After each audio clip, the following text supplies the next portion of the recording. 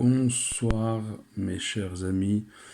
le cours de Torah que je vous enregistre en vidéo pour la première fois ce soir, il est les Ilui Nishmat pour l'élévation de l'âme de ma grand-mère, la mère de mon père, Messaouda Tassora Bat Esther,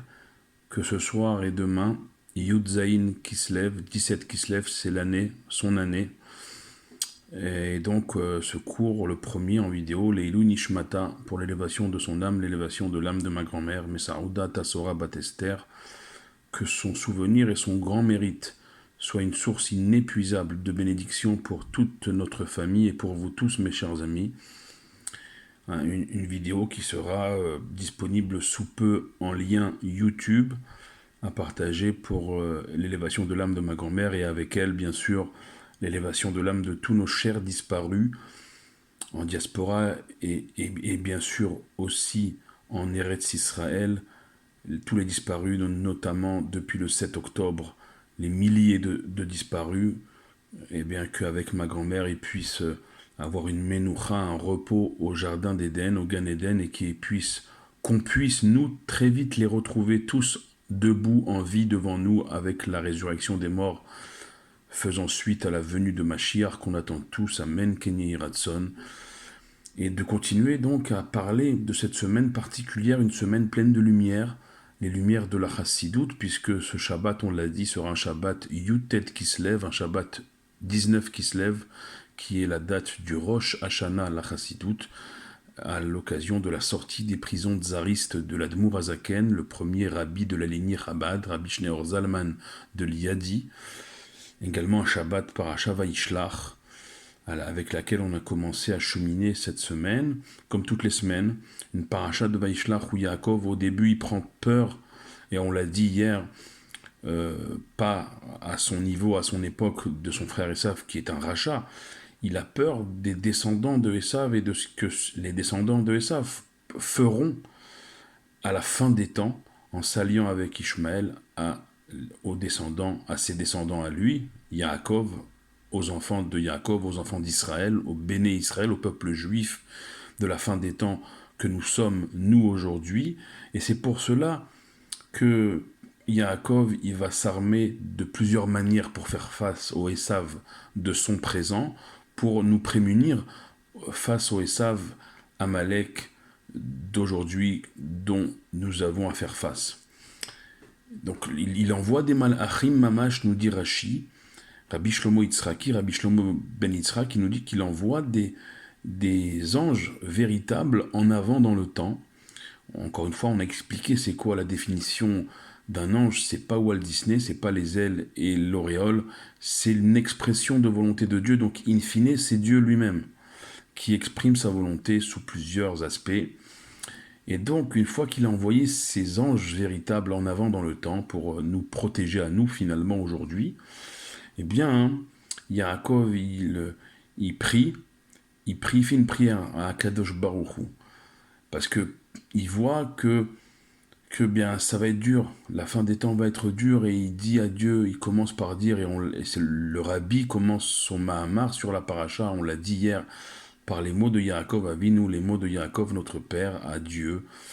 Yikatonti mikol hasadim ou mikol emet. Petit je suis, devant toutes les bontés, au pluriel, et tout le émet, toute la vérité dont tu m'as témoigné.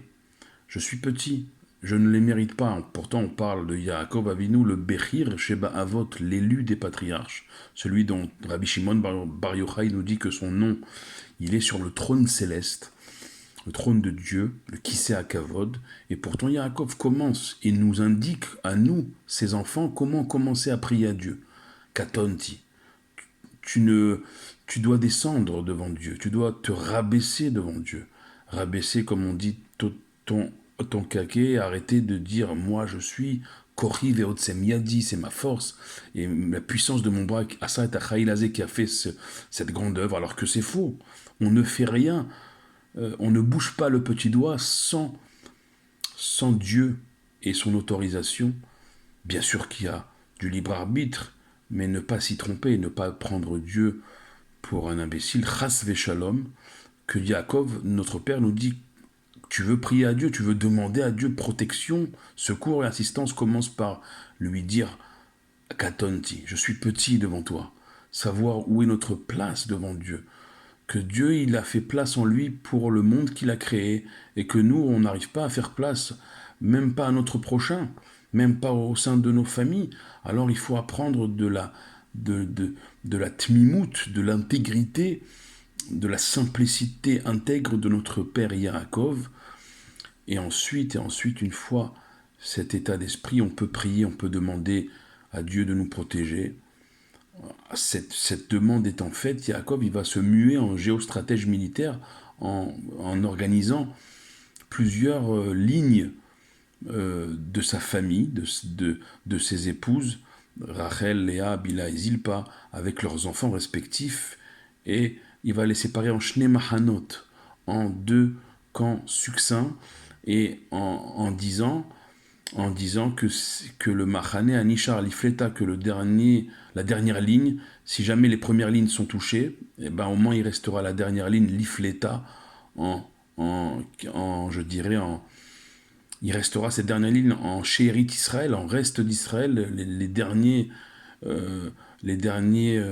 juifs resteront en arrière, en sécurité, et pourront ainsi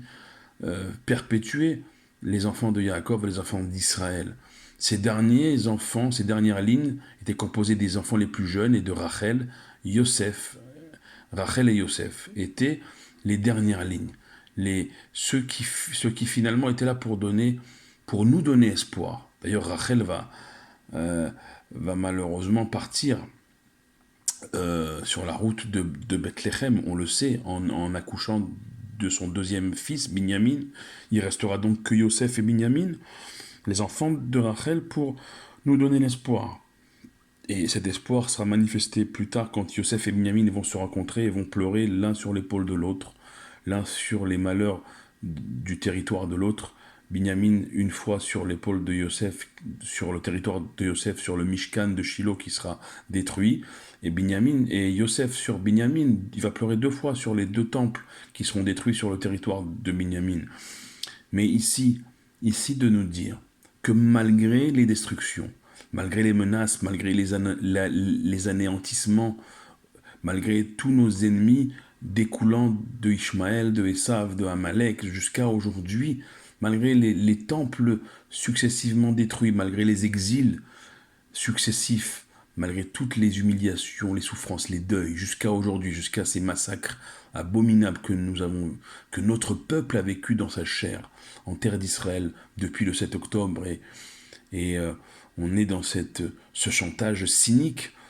ces jours-ci concernant les otages, un chantage, un cynisme de nos ennemis. Ne nous y trompons pas, et c'est à cela que Yaakov, notre père, nous prépare.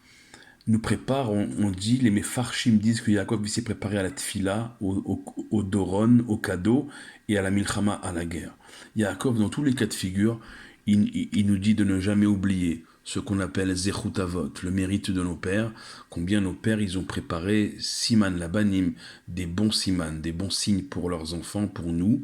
et ça rejoint Leilou Nishmat, ma grand-mère, Messaouda Tassora Batester, qui a su germer, planter et faire germer des bonnes graines Baruch Hashem. Mon papa en fait partie, ses frères et sœurs